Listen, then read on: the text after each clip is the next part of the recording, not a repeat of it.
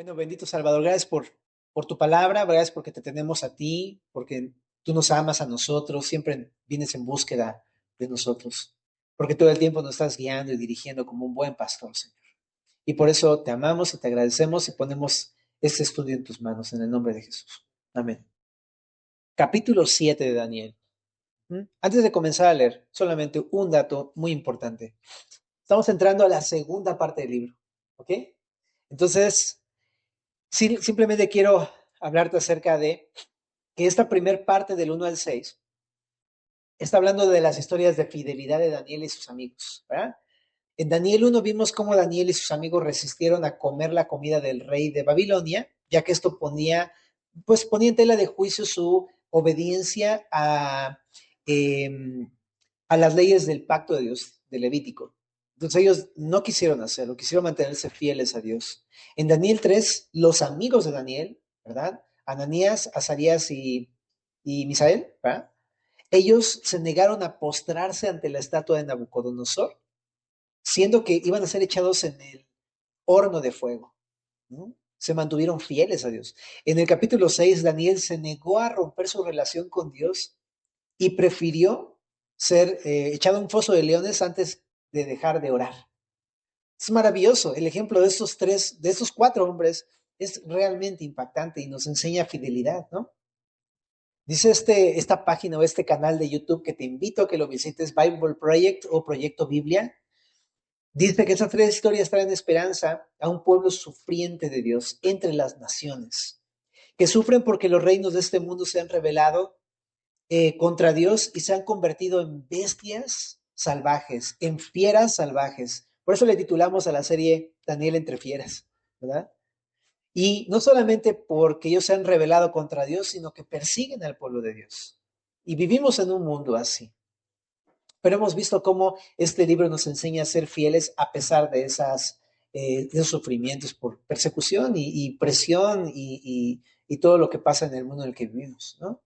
Ahora, en este capítulo 7 que estamos a punto de comenzar a leer, nos conduce a un tema muy especial, la paciencia, ¿ok? Y a nosotros que como pueblo de Dios esperemos a que Dios traiga su gobierno sobre nuestro mundo y vindique a su pueblo sufriente. Eso es lo que vamos a estar viendo. ¿Cómo vamos a entender esto? A través de una visión de Daniel. Y a partir de este capítulo empieza la nueva sección del libro que habla de las visiones de Daniel, que ya no es una parte histórica, sino ahora es una parte profética. Es una parte más apocalíptica y que está totalmente conectada con Apocalipsis, precisamente. Entonces, vamos a leer y luego vamos a contar un poquito del contexto histórico de este libro. ¿Va? Entonces, dice en el versículo número 1. En el primer año de Belsasar, rey de Babilonia, tuvo Daniel un sueño y visiones de su cabeza mientras estaba en su lecho. Luego escribió el sueño y relató lo principal del asunto. Daniel dijo, miraba yo en mi visión de noche, y aquí que los cuatro vientos del cielo combatían en el gran mar, y cuatro bestias grandes, diferentes la una de la otra, subían del mar. La primera era como león y tenía alas de águila. Yo estaba mirando hasta que sus alas fueron arrancadas y fue levantada del suelo y se puso enhiesta sobre sus pies a manera de hombre, y le fue dado corazón de hombre. Y aquí otra segunda bestia semejante a un oso, la cual se alzaba de un costado más que del otro, y tenía en su boca tres costillas entre los dientes. Y le fue dicho así, levántate, devora mucha carne. Después de esto, miré y he aquí otra, semejante a un leopardo, con cuatro alas de ave en sus espaldas. Tenía también esta bestia cuatro cabezas y le fue dado dominio. Después de esto miraba yo en las visiones de la noche y aquí la cuarta bestia, espantosa y terrible, en gran manera fuerte, la cual tenía unos dientes grandes de hierro, devoraba y desmenuzaba y las sobras hollaba con sus pies y era muy diferente de todas las bestias que vi antes de ella y tenía 10 cuernos. Mientras yo contemplaba los cuernos, he aquí que otro cuerno pequeño salía entre ellos y delante de él fueron arrancados tres cuernos de los primeros. Y he aquí que este cuerno tenía ojos como de hombre y una boca que hablaba grandes cosas. Estuve mirando hasta que fueron puestos tronos y se sentó un anciano de días cuyo vestido era blanco como la nieve y el pelo de su cabeza como lana limpia. Su trono llama de fuego y las ruedas del mismo fuego ardiente. Un río de fuego procedía y salía de delante de él. Millares de millares le servían y millones de millones asistían delante de él. El juez se sentó y los libros fueron abiertos. Yo entonces miraba a causa del sonido de las grandes palabras que hablaba el cuerno. Miraba hasta que mataron a la bestia y su cuerpo fue destrozado y entregado para ser quemado en el fuego. Habían también quitado a las otras bestias su dominio, pero les ha sido prolongada la vida hasta cierto tiempo. Miraba yo en la visión de la noche y aquí con las nubes del cielo venía uno como, ¿qué dice? Hijo de hombre, que vino hasta el anciano de días y le hicieron acercarse delante de él. Y le fue dado dominio, gloria y reino para que todos los pueblos, naciones y lenguas le sirvieran. Su dominio es dominio eterno, que nunca pasará, y su reino uno que no será destruido. Se me turbó el espíritu a mí, Daniel, en medio de mi cuerpo, y las visiones de mi cabeza me asombraron. Está muy interesante porque Daniel es un soñador en el sentido de que pues, sueña cosas. Este, y como sabes, Dios ha usado los sueños en la vida de Daniel de maneras muy interesantes, ¿verdad? Y le ha dado interpretación de estos sueños y ha sido la forma en la que lo usó en su época, ¿no? Entonces, en esta ocasión es muy interesante porque ahora el sueño lo tiene Daniel. No es, no es el rey Nabucodonosor, no es la escritura en la pared de Belsasar, ahora es Daniel el que tiene esta visión. Ajá. Pero primeramente dice que fue en el primer año de Belsasar. Entonces, esta primer parte, este capítulo 1, déjame comenzar diciendo que ya no está escrito en arameo. Dices, ¿what? ¿Cómo? O sea, ¿estaba escrito en arameo? Bueno, el capítulo 1 de Hebreos fue escrito en hebreo, pero del capítulo 2 al 6 fue escrito en arameo. ¿Por qué? Algunos teólogos piensan que es porque las enseñanzas de estos capítulos van especialmente dirigidas no solamente a Israel, sino proféticamente a la iglesia de nuestros días. Por eso es que está escrito en un idioma para todas las naciones. Ajá, por eso estaba escrito en arameo. Pero en esta parte regresa al hebreo y se entiende por la estructura y el idioma que está principalmente enfocada al pueblo judío. Ajá, está muy interesante. Ahora, no porque vaya a los judíos significa que a nosotros no nos corresponde nada de esto, ¿ok? Más bien va dirigida especialmente para ellos, pero nosotros tenemos mucho que aprender de lo que Dios está hablando a los judíos. ¿Eh? Bueno, ahora, te decía que los primeros capítulos fueron historia, la historia de las chocoaventuras de Daniel y sus amigos. Pero ahora son las historias, ya no es historia como tal, ahora son visiones apocalípticas. ¿Uh? Y todas son a Daniel. Ahora una aclaración. Estamos hablando aquí del versículo número 1 y dice que fue en la época de Belsasar. Ajá. Ahora, si te das cuenta, hemos leído del capítulo 1 al 6. Primero narró la época de un rey llamado Nabucodonosor. Después de Nabucodonosor, narró la época de Belsasar, ¿verdad? Son dos reyes que los dice de una manera muy importante, pero después de Belsasar viene el reinado de Darío y de Ciro, los medopersas. Entonces aquí están regresando realmente en la historia unos años atrás, antes de la destrucción del imperio de Babilonia. Ajá. Está otra vez volviendo hacia el pasado. Entonces, ¿qué quiero decirte con esto? Que si el libro de Daniel no está escrito cronológicamente, cuando empieza con la sección de las visiones de la segunda parte, luego se regresa a épocas anteriores. Ajá. Entonces se entiende que Daniel tuvo estas visiones durante su estadía por ahí en distintas ocasiones. En este caso, durante la época de Belsasar. Todavía existía, todavía en la época de Babilonia. ¿Ok? Bueno, pero del capítulo 7 al 12 todas estas visiones, esas sí son cronológicas, ¿ok? Primero vienen visiones en la época de Belsasar, luego en la época de Darío y luego en la época de Ciro. Entonces, en sí, el total del libro no es cronológico, pero las visiones sí son cronológicas. ¿Se entiende? Ok. Bueno, si no, pues ahí luego te acercas conmigo y te puedo ayudar. Pero todo esto está bueno para entender, pues, que la estructura del libro tiene un porqué. Ajá. Y a partir de ahora va a empezar a hablar acerca de visiones que nos va a llevar al propósito de la segunda parte del libro. Bueno, entonces, dicho esto, empieza diciendo que fue en el primer año de Belsasar. Belsasar realmente comenzó por ahí del 554 o 553 antes de Cristo.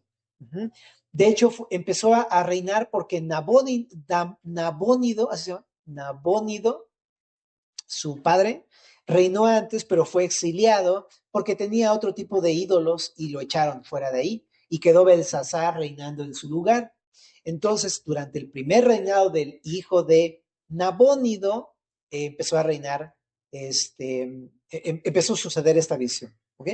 Ahora, para este entonces Daniel tenía, dicen los historiadores, 67 años, un jovencillo.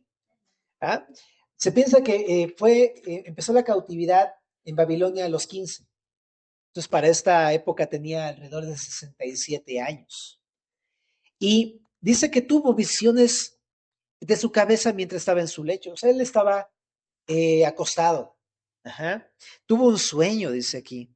Y dice que relató lo principal del asunto. Ahora, esto me mata, porque está bien padre lo que dice acá, y es lo que Dios quería que supiéramos, pero me gustaría que nos lo hubiera dicho todo lo que vio. Pero bueno, las cosas que nos han sido dichas son las que Dios quiere comunicarnos a través de su palabra. Y está bien padre tocar el tema de que es bueno estar contentos con lo que Dios nos ha dicho en la palabra y no tratar de buscarle tres pies al gato, ¿no? Tratando de buscar cosas que no están en la Biblia, ¿verdad? Pero bueno, entonces, tiene sueños. Y la pregunta siempre surge, entonces, ¿sí se valen los sueños? ¿Es bíblico tener sueños, no? ¿Dios habla a través de sueños? Y simplemente, de manera muy sencilla, te quiero decir, pues bueno, Dios es Dios, ¿ok?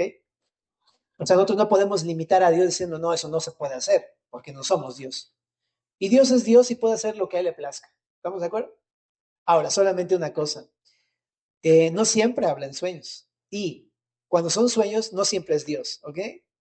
Entonces, creo que nada más es como tocar el punto, pero en este caso de Daniel, eh, este, los sueños se sabe que sí fueron de Dios porque el mismo Dios le envió un ángel para poder confirmar la interpretación del sueño, ¿ok?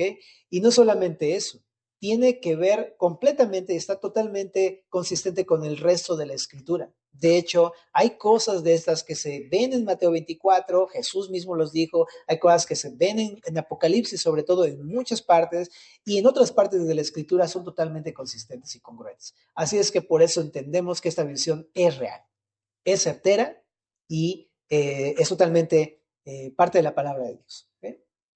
Ok, entonces regresando a a este tema, digo porque luego muchos cuestionan la veracidad, la autenticidad del libro de Daniel, pero no hay razón para negarlo, ¿no? En Daniel 7:2 dice que miraba él en su visión de noche y aquí que los cuatro vientos del cielo combatían en el gran mar. Entonces, ¿what? ¿Qué significa esto? Bueno, ponte a pensar. Es una visión, pero tiene significados, ¿ok? Algunos están de acuerdo con que el gran mar, de hecho en varias partes del Antiguo Testamento se cita al gran mar, pero se le llama así al mar Mediterráneo.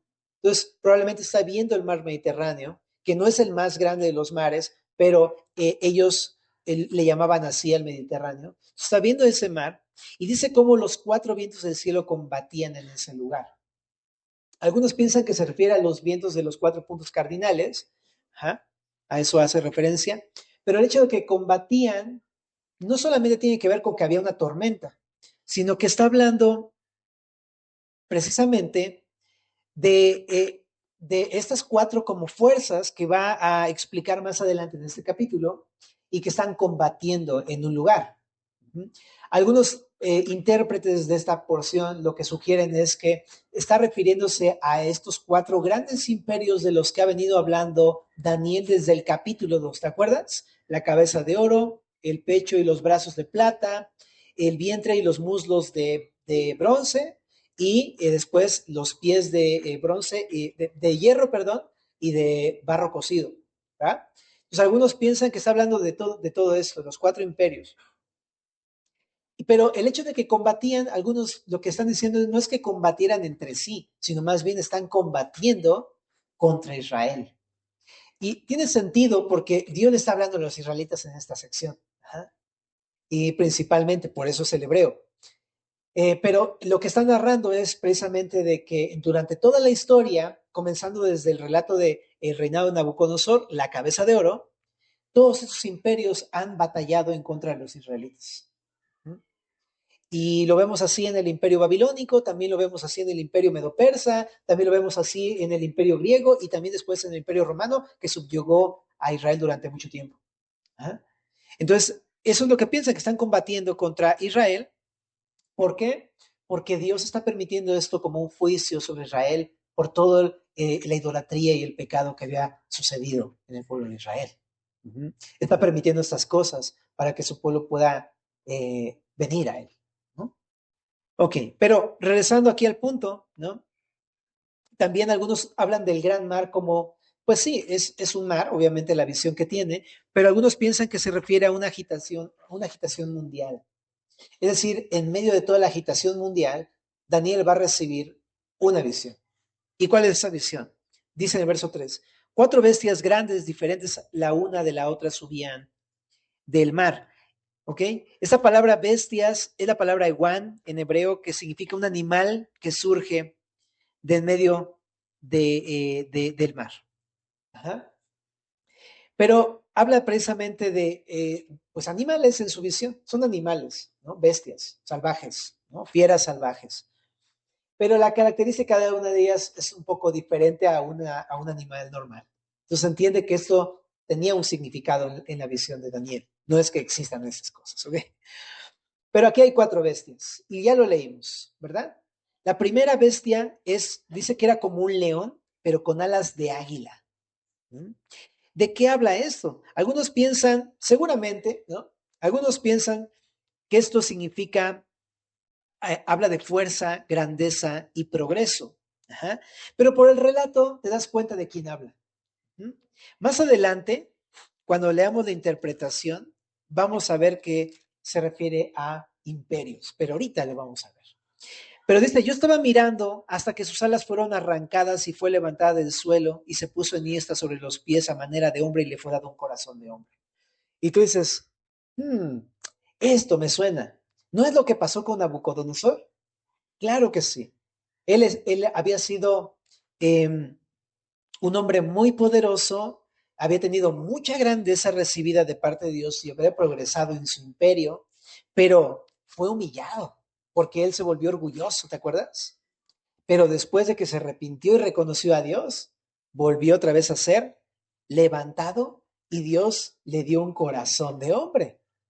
Entonces, todos están de acuerdo con que habla de el primer gran emperador de toda la historia, el primer gran emperador, el primer imperio mundial, una potencia mundial que fue Babilonia y Nabucodonosor, ¿no? Que es el rey de Babilonia. ¿Mm? Y su reinado pues ocurrió en el año 605, ¿verdad? Ahí comenzó toda la masacre en contra del pueblo judío en la primera deportación babilónica, ¿no? Y y esa es la primera visión, ¿ok? Después hay una segunda bestia, lo leímos. Es un oso, ¿no? Y no sé si tú has topado alguna vez con un oso. Yo nunca me gustaría toparme con un oso, es una de las cosas que más me aterran, porque como es un oso, es muy grande y muy pesado. O sea, son kilos y kilos de peso del oso, pero aparte, no solamente es pesado, es muy rápido un oso, muy rápido, y es feroz, y es inteligente. Y por eso, de alguna manera, algunos comparan a esta bestia con el imperio medo-persa, porque de una manera muy feroz llegó a masacrar el imperio babilónico. Fue así un ataque muy pesado, bro. Muy rápido y con mucha astucia. Tú sabes que para poder conquistar Babilonia, nos contaba el pastor Manín, que desviaron el río, el cauce del río, para meterse por abajo del cauce. Y entonces de esa manera entraron a Babilonia. Entonces, astutos, poderosos y feroces, ¿no? Dice que tenía un costado, se alzaba más de un costado que del otro. Algunos, por supuesto, hacen mención de que estos son los dos reyes de Medo-Persia, ¿verdad? Tanto Darío el Medo como Ciro el Persa. Y el más poderoso era Ciro, por eso es que uno se levantaba más que el otro. Bueno, y le dice, sí, levántate y devora mucha carne, entonces vino a destrozar a los babilonios. Después la tercer animal que aparece aquí es un leopardo. ¿Y cómo es un leopardo? A mí me encantan, ¿has visto esas carreras de animalitos? Pero los leopardos son rapidísimos, son muy ágiles, muy, muy, muy veloces. Y hace referencia precisamente a Alejandro Magno. Es el rey del imperio griego. No estás tú para saberlo, y yo tampoco lo sabía, pero ahora sí te lo cuento. Él conquistó todo el territorio que tuvo el imperio griego en 10 años. O sea, yo llevo 40 y no acabo ni la carrera, pero este vato en 10 años conquistó todo lo que se conoce como el territorio griego. Impresionante, ágil, rápido. Así era Alejandro Magno y tú lo conoces en la historia. Es un diestro guerrero, ¿verdad? Y conquistó desde Europa, desde España, o sea, todo eso hasta la India. No, hombre, uno no puede ni siquiera atender su propia casa muchas veces. Pero ese hombre fue muy, muy rápido. Bueno, y eso fue en el año 334, más o menos, antes de Cristo, ¿no? Y después vino la cuarta bestia, pero esta cuarta bestia es distinta a las demás. Y esta bestia dice que era espantosa y terrible. Es una descripción que, si te das cuenta, es totalmente ajena. Y de hecho, no dice que es una bestia, quién sabe qué es, ¿no? Dice que es espantosa y terrible, muy fuerte, con grandes dientes de hierro, devoraba y desmenuzaba, y las obras hollaba con sus pies, o sea, las pisoteaba. Y la mayoría de comentaristas están de acuerdo en que esta es la figura del imperio romano, ¿no? Y este imperio romano comenzó más o menos en el 241 hasta el 476 después de Cristo. O sea, del 241 antes de Cristo, luego vino toda la época de Jesús, y después todavía 476 años más adelante después de Cristo. Se tuvo mucha extensión de años. Ajá. Y no hubo como tal un rey predominante en esta época, pero sí hubieron, por ejemplo, muy conocidos como Pompeyo. Ajá. También, por ejemplo, estaban toda la dinastía Herodes y todos ellos, ¿no? Entonces, había personas, bueno, César Augusto, Domiciano, y todos ellos que fueron, pues, emperadores implacables, ¿no? Entonces, los conocen la historia. También Nerón, ¿no? O sea, Nerón es alguien muy conocido en estos tiempos. Bueno, y después no solamente eso, después del 476 hubo una gran batalla de los bárbaros contra los romanos y entonces se vino abajo el imperio romano, ¿no? Los bárbaros ahora sí que le dieron con todo a los romanos. Y acabó como tal el imperio romano, pero ahí fue donde surgió la división entre Roma en la península itálica y Constantinopla en de la parte oriental de Asia, ¿no? Y aunque no sí terminó, digamos, la soberanía como tal del Imperio Romano, pero los efectos y la influencia del Imperio Romano el día de hoy continúa viva todavía. O sea, de ese tamaño es este imperio, al que le llama aquí la cuarta bestia. Ajá.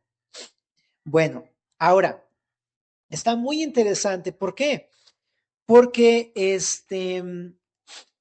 porque esta cuarta bestia no solamente engloba desde el 241 hasta el 476, sino hasta nuestros días, pero todavía no está especificado el fin de este cuarto imperio, sino que en esta parte nos habla de algo que todavía no ocurre, familia. Dice que dentro de este cuarta bestia, de este cuarto gran imperio mundial, surgiría una confederación de 10 cuernos. Los 10 cuernos, muchos están de acuerdo con que son 10, ya sea representantes, presidentes, reyes o ministros muy poderosos en la tierra, que tenía esta bestia que dirigía en todo este movimiento. Pero está muy interesante porque es una confederación que todavía no sabemos si ya está existiendo o está por existir. Pero esto en años anteriores, algunos decían, eso todavía no existe, es muy lejano. Pero el día de hoy esto no es algo lejano. Ah, gracias, por si lloro. Gracias. Pero el día de hoy es una realidad. Está la Confederación Europea, ¿no? Y hay varias por ahí, ¿no? Que de repente ya suenen como levantarse, la ONU, o sea, dices, órale, eso sí está muy, ya está muy extremo. Pudiera ser que esto ya estemos a punto de entrar a esta sección. Y algo que me llamó mucho la atención que te compartí en Daniel 2, porque esto es exactamente, si nos pone Chuy la lámina, pero si te das cuenta, esto corresponde a las cuatro partes de la estatua, exactamente, las mismas cuatro imágenes, corresponde al capítulo 2, exactamente igual. El imperio babilonio, medo-persa, griego y romano.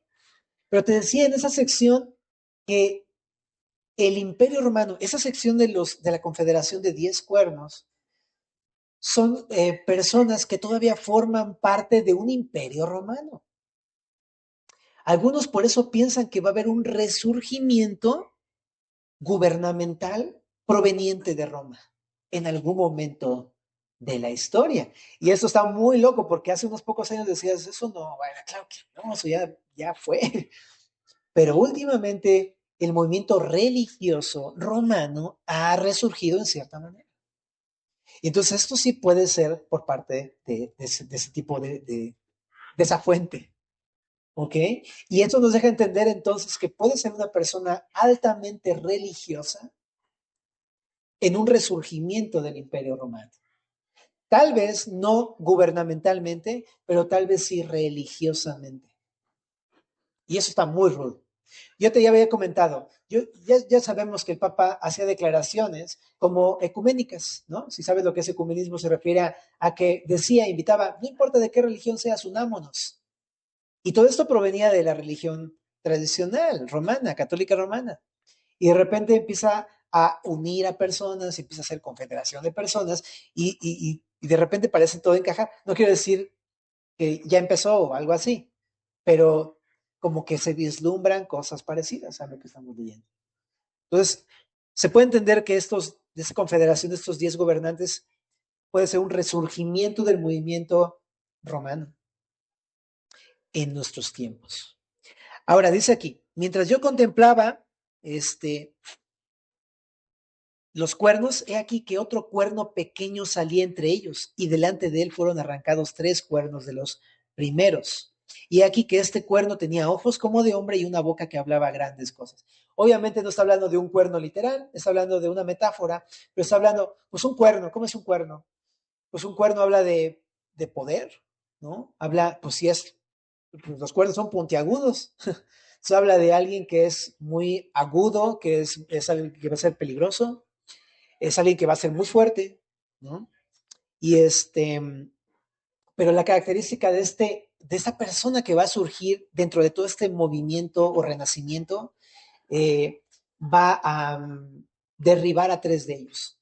O 3 van a ser quitados en su lugar y va a resurgir este personaje que es este cuerno pequeño. Al principio parece que es un personaje no muy importante dentro de la historia apocalíptica, pero llega a ser de tal tamaño que 3 de ellos son quitados. Entonces, al principio es insignificante, pero luego se convierte en alguien muy prominente. Y dice que este cuerno tenía ojos y una boca. Y esto muchos lo identifican con simplemente alguien inteligente, ¿no? Por eso tiene ojos, algunos asocian eso con la inteligencia, pero al tener una boca que habla grandes cosas, hablan de alguien que es totalmente anticristiano. Ajá. Es blasfemo, es mentiroso y es engañador, tal cual el diablo. Así va a ser esta persona que va a resurgir. Y también, por supuesto, al tener todos estos datos y a la luz de Apocalipsis, los teólogos están completamente convencidos de que se refiere al anticristo. ¿Ah? Al anticristo del cual habla Apocalipsis, precisamente, ¿verdad? Bueno, y él va a ser el que va a emerger dentro de esta confederación de 10 líderes mundiales. Entonces, tenemos datos muy interesantes como para poder analizar lo que está sucediendo el día de hoy en las noticias, en la historia, porque el día de hoy esto se empieza a vislumbrar como algo posible.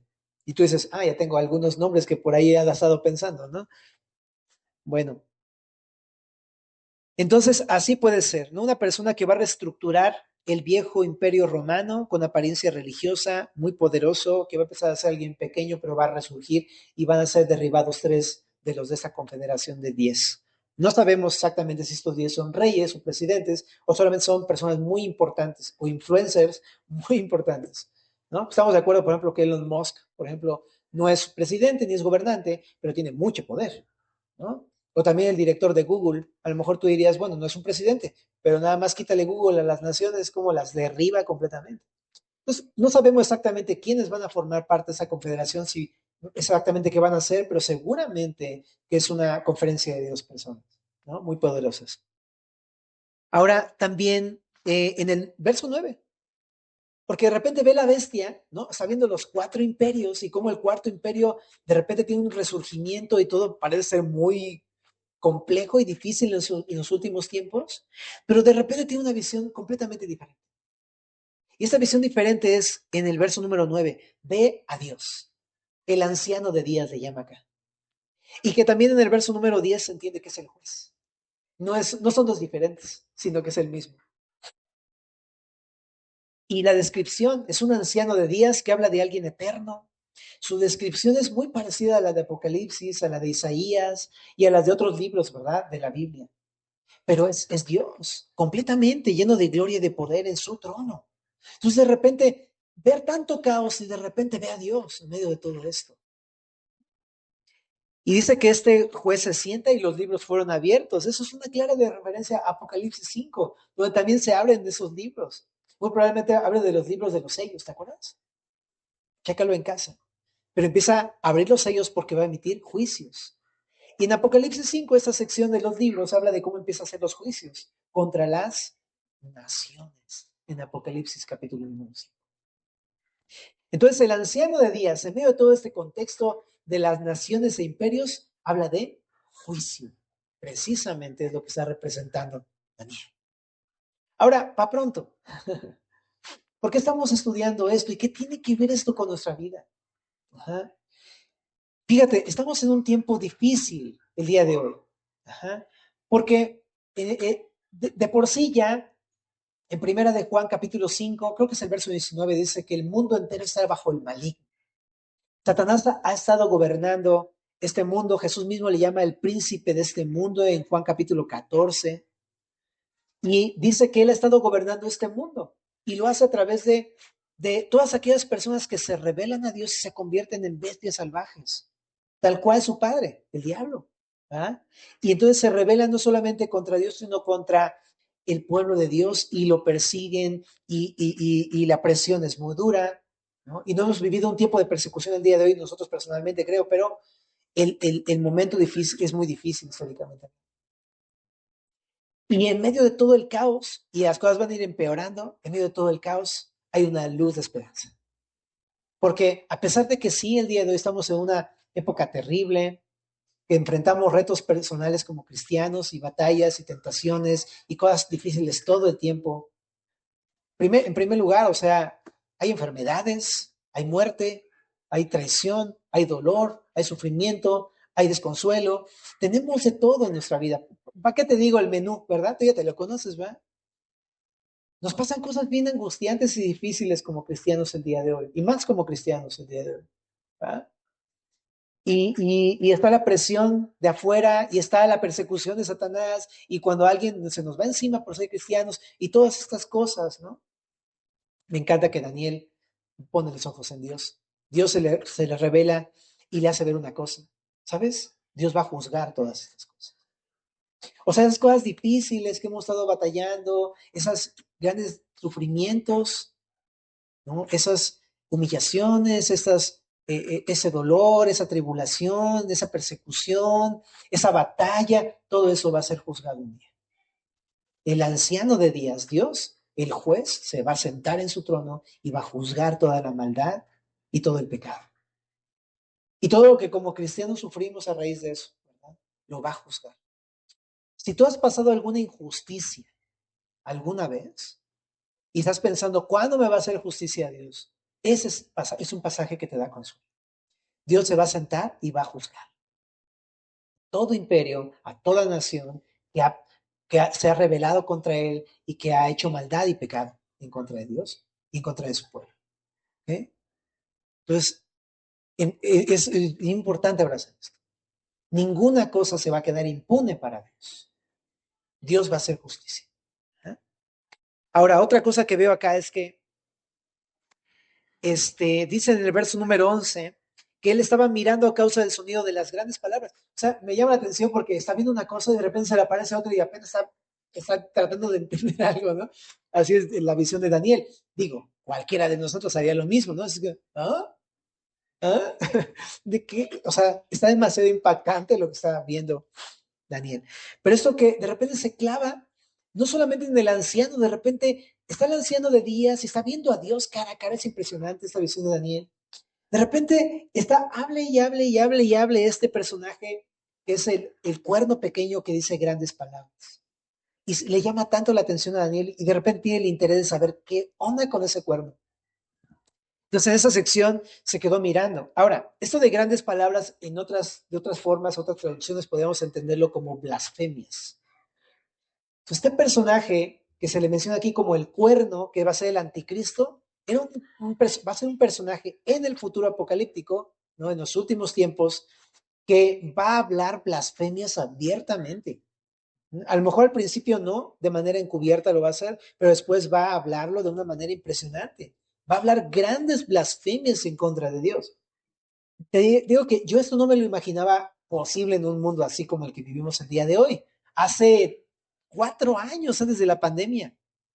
Y después de las Olimpiadas, todos nos quedamos totalmente atónitos de la cantidad de blasfemias y barbaridades que se decían en contra de Jesús, ¿verdad? Fue impresionante. Y ahorita todo el mundo pareciera como que destaparon esa puerta y todo el mundo ahora se atreve a decir blasfemias como si nada, ¿no? Entonces, sí, ¿no? Este personaje va a ser así, totalmente blasfemo. Pero chécate lo que dice. Yo miraba a causa del sonido de las grandes palabras que hablaba el cuerno. Miraba hasta qué? Hasta que mataron a la bestia. Y su cuerpo fue destrozado y entregado para ser quemado en el fuego. ¿No? Qué interesante, porque esta bestia, por supuesto, está liderada por este cuerno, el anticristo, pero realmente la bestia en este capítulo se refiere a todo el sistema gobernado por el anticristo, a decir todos los imperios mundiales que se han confabulado con el diablo por rebelarse contra Dios. Ajá. Cualquier persona que no cree en Cristo, que se ha rebelado en contra del Señor, pertenece a este sistema del reino terrenal, del reino mundial liderado por este cuerno que es el anticristo. Pero dice aquí que al final todo este sistema va a ser destruido. Ajá. Y dice que su cuerpo fue destrozado y entregado para ser quemado en el fuego. Entonces, entendiendo yo que esto habla de los imperios, yo creo que no habla de un personaje como tal, sino habla más bien de todos aquellos que rechazaron a Cristo, todos aquellos que se rebelaron contra Jesús, van a ser destrozados, ¿no? Y dice aquí que van a ser destrozados y entregados para ser quemados en el fuego. Y pues por supuesto, cuando hablas de fuego, sabes que habla de juicio en la Biblia, pero también habla precisamente del lago de fuego que se menciona en Apocalipsis. Habla del infierno. Y de eso también en Apocalipsis 19 habla de cómo no solamente la bestia, que es el anticristo, o sea, no esta bestia, sino le llama la bestia también a este cuerno pequeño llamado el anticristo, que en Apocalipsis llamado la bestia, también es juzgado, es echado en el horno de fuego junto con el falso profeta y junto con el diablo más adelante. ¿Ya? Pero entonces entiendo que todo ese sistema de maldad va a ser juzgado por el Señor. Y eso también es una mención paralela a Daniel 2, donde estudiamos que había una piedra cortada no por mano humana que venía y destruía a esta estatua de Nabucodonosor en los pies, ¿te acuerdas? Y destruía la estatua y todo se venía abajo. Bueno, pues esta es la misma imagen. Va a destruir a todo este sistema liderado por el diablo. El sistema de gobierno, político, religioso, cultural, filosófico, que está gobernado por el diablo. Ahora, solamente antes de pasar a lo siguiente, quiero decirte otro punto de lo que estamos aplicando en nuestras vidas. Si va a haber un juicio en el cual Dios va a juzgar el pecado y el mal, y sobre todo el mal que le hacen a su pueblo, al pueblo de Dios, Entonces, este pasaje no nos invita a que nosotros tomemos venganza por nosotros mismos, sino que dentro de todo esto podemos ver una luz de esperanza que nos dice, tú no lo hagas, espera, porque Dios lo va a hacer. ¿Qué es lo que te quiero decir? En medio de todos los padecimientos como cristianos, en medio de toda esta batalla que tenemos contra aquellos que nos menosprecian por ser cristianos, por creer en Jesús, ¿no? Por predicar el Evangelio, por tratar de ser obedientes, toda esta oposición y persecución mundial, ¿no? Y todas estas batallas por tratar de obedecer a nuestro Señor Jesucristo, al final Dios va a hacer un juicio, pero lo único que tenemos que hacer nosotros es tener esta esperanza, esperarlo a que Él lo haga. Nosotros no estamos llamados a vengarnos, a tomar venganza. No estamos llamados a regresar, así que con la misma moneda. ¿No? No estamos llamados a eso. Lo que estamos llamados a es esperar a que el Señor lo haga. Y es un maravilloso rayo de luz en medio de toda la oscuridad. ¿No? Porque de repente te digo, uno no hace nada y dices, ¿y ahora quién me va a ayudar? ¿Quién me va a hacer justicia de esto que me hicieron? Lo único que tenemos que hacer es esperar al Señor. Él va a destruir a todo el sistema. Ahora, regresando acá en el verso 12, habían también quitado a las otras bestias su dominio, pero les había sido prolongada la vida hasta cierto tiempo. Bueno, entonces esto tiene todo que ver con Apocalipsis 19, ¿no? Te decía nada más como para mencionar, y apúntalo por favor. Pero en Apocalipsis 19 ahí está relatado cómo el Señor el Señor Jesucristo, pues, va a destruir a la bestia en el verso 19. Apocalipsis 19 dice, vi a la bestia de los reyes de la tierra y sus ejércitos reunidos para guerrear contra el que montaba a caballo y contra su ejército, y la bestia fue apresada y con ella el falso profeta, que había hecho delante de ella las señales con las cuales había engañado a los que recibieron la marca de la bestia y habían adorado su imagen. Estos dos fueron lanzados vivos dentro de un lago de fuego que arde con azufre. Y los demás, a decir aquí las naciones, fueron muertos con la espada que salía de la boca del que montaba a caballo y todas las aves se saciaron de las carnes de ellos. Las naciones que en aquel tiempo van a estar guerreando contra Jesús. ¿No? Bueno, esto es lo que está viendo aquí Jesús, Daniel, Daniel.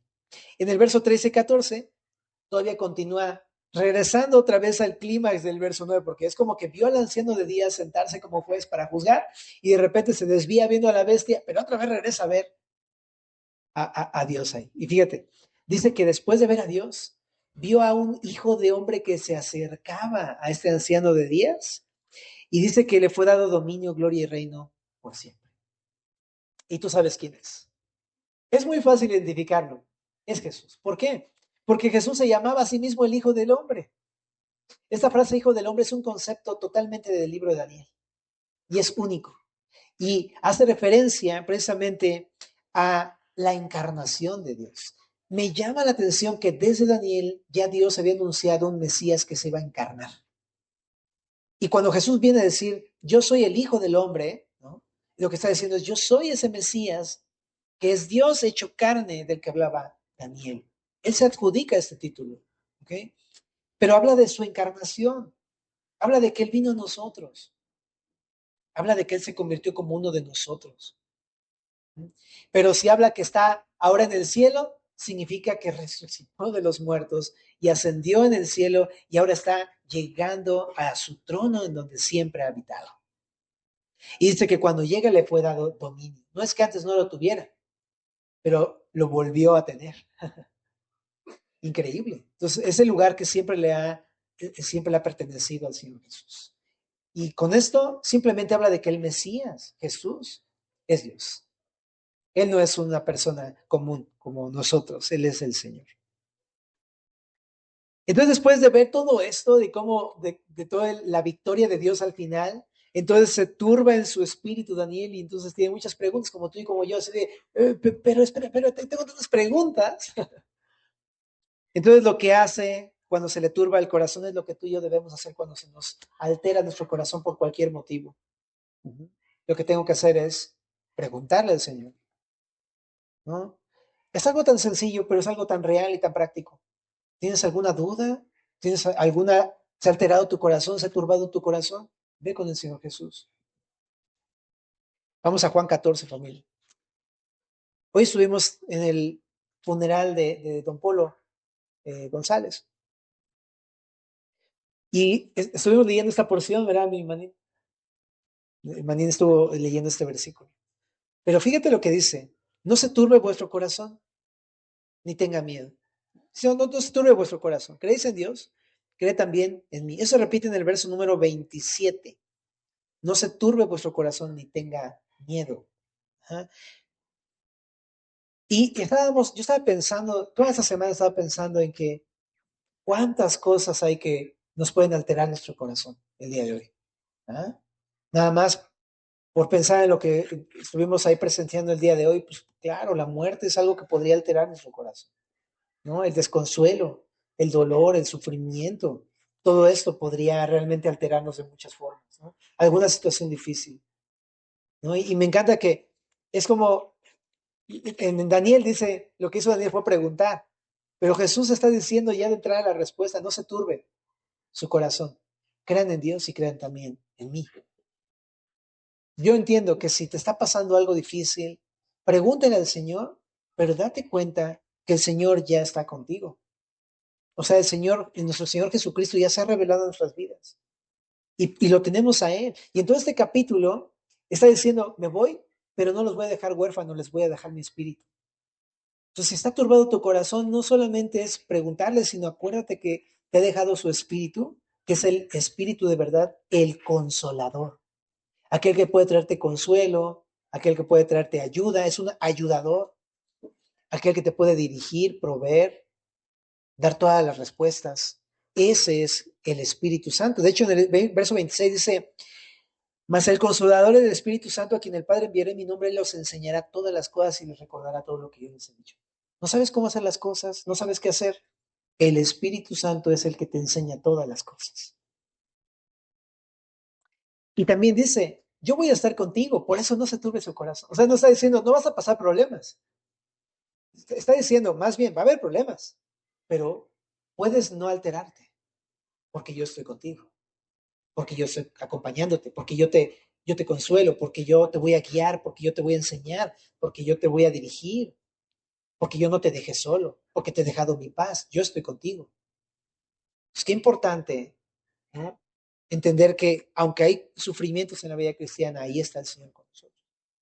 Ahora, regresando a Daniel capítulo número 7, le pregunta a Dios, ¿no? Se me turbó el espíritu, Daniel, en medio de mi cuerpo, a mí Daniel, en medio de mi cuerpo y las visiones de mi cabeza me asombraron y me acerqué a uno de los que asistían. Entonces preguntó a uno de los seres que estaba viendo ahí en la visión y es lo que también puedes hacer. Si no sabes qué hacer, acércate con alguno de tus pastores, acércate con alguna persona que sea madura en la fe, quizá te puede dar un buen consejo bíblico. ¿Ah? Y esos son los medios que Dios ha provisto para su iglesia. Porque nos ha puesto como pastores para servirte y para poder acercarte a la palabra, pero también cualquiera de nosotros tiene la palabra morando en su corazón y puede darte un buen consejo. ¿No? Ahora, nada más búscate a alguien maduro para que no te vaya a decir algo fuera de contexto, pero me explico, es el mismo espíritu el que habita en todos nosotros, el mismo espíritu que te puede dar consuelo y consejo. Ahora, regresando aquí al texto, dice, me acerqué a uno de los que asistían y le pregunté la interpretación.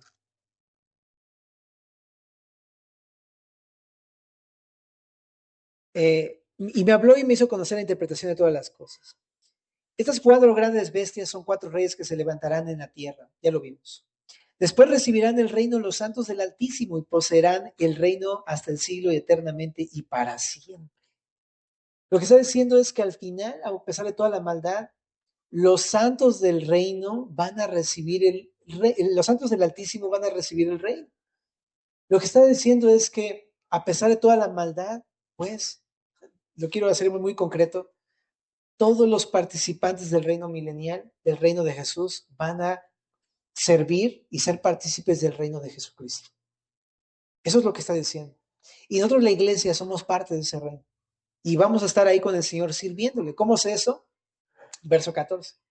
No somos nosotros los reyes, sino que vamos a estar con el rey sirviendo. Por eso dice que nos dio el reino. Porque aunque vamos a estar sirviendo, es la manera de poder servir en aquel lugar, de poder participar del reino de Dios.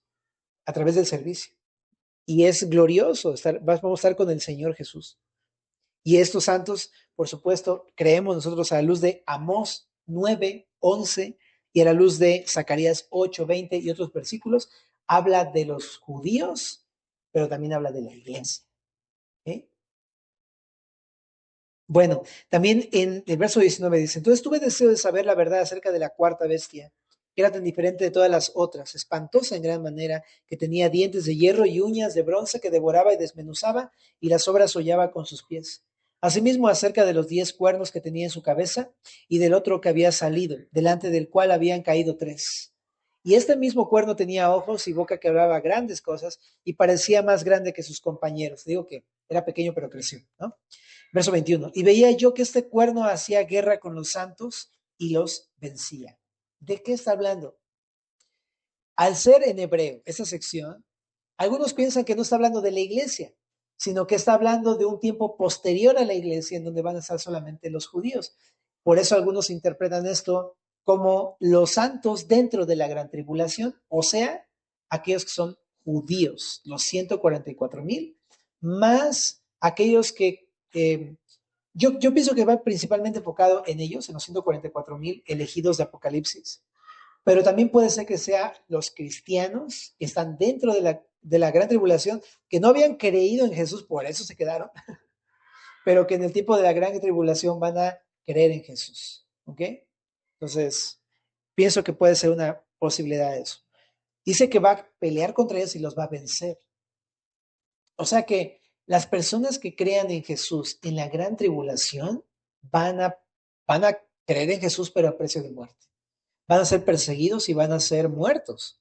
Aparentemente van a tener una derrota, pero es solamente apariencia, porque más adelante vamos a ver cómo Jesús va a resucitar a todas estas personas.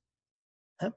Pero ahorita no me voy a meter ese detalle porque más adelante lo menciono. Entonces, dice, hasta que vino el anciano de días, y se dio el juicio de los santos del Altísimo, y llegó el tiempo, y los santos, ¿qué dice? Recibieron el reino. Jesús va a resucitar a todos aquellos que padezcan muertos en la gran tribulación y los va a hacer también partícipes de su reino milenial, ¿no? Eso es lo que está mostrando. Y esto también, los santos de la gran tribulación, también hace mención en Apocalipsis, del capítulo 20, sobre todo, hace muchas referencias en el verso 4. Bueno, y digo así, la cuarta bestia será un cuarto reino en la tierra, el cual será diferente a todos los otros reinos, y a toda la tierra devorará, trillará y despedazará. Y los 10 cuernos significan que de aquel reino se levantarán 10 reyes, y tras ellos se levantará otro, el cual será diferente de los primeros, y a 3 reyes derribará, y hablará palabras, contra el Altísimo, y a los santos del Altísimo quebrantará, y pensará en cambiar los tiempos y la ley. Interesante, eso no lo habíamos visto antes.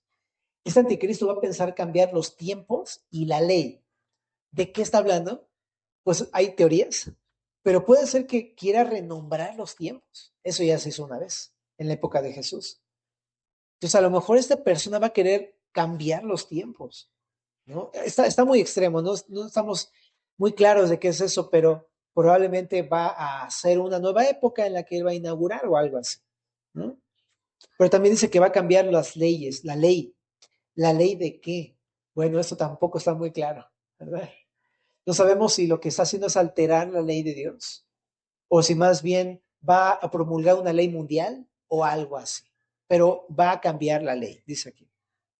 Y serán entregados en su mano hasta tiempo y tiempos y medio tiempo. O sea, se le va a dar la facultad de gobernar durante este mundo de manera directa al anticristo durante tiempos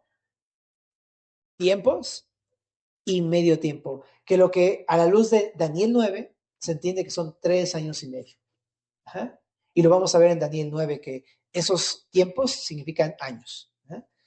Pero es 3 años y medio que se le va a dar de facultad de gobernar en la tierra, y esto es lo conocido dentro de la gran tribulación, que va a hablar también Daniel 9. ¿Sí? Bueno, pero así va a ser este anticristo. Y dice en el 26, pero se sentará el juez, le quitarán su dominio para que sea destruido y arruinado hasta el fin, y que el reino y el dominio y la majestad de los reinos debajo de todo el cielo sea dado al pueblo de los santos del Altísimo, cuyo reino es reino eterno y todos los dominios le servirán y obedecerán. Hasta aquí, dice, fue el fin de las palabras. En cuanto a mí, Daniel, mis pensamientos me turbaron y mi rostro se demudó, pero guardé el asunto en mi corazón. Entonces, yo no sé si a lo mejor no entendemos muchas cosas. No te preocupes, Daniel, tampoco.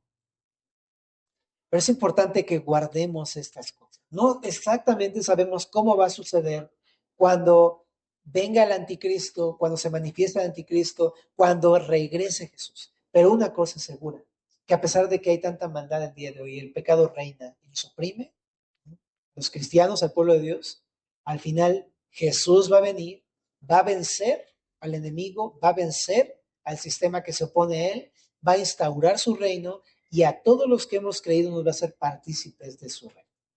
¿Estamos? ¿Oramos? Señor, muchísimas gracias por este pasaje. Es, hay muchas cosas que no podemos llegar a entender, pero sí, Señor, te queremos pedir una cosa, que nos des esperanza, porque muchas veces nos perdemos en medio de las dificultades, del dolor, del sufrimiento diario. Y diario hay situaciones, diario hay retos, diario hay problemas y cosas complicadas. Por eso te queremos pedir que nos des esperanza de que a pesar de todo, tu palabra va a ser fiel y tú vas a venir a reinar y nosotros contigo, Señor. Danos esta fe para poder esperar en ti, en tu salvación. Y te lo pedimos en el nombre de Jesús.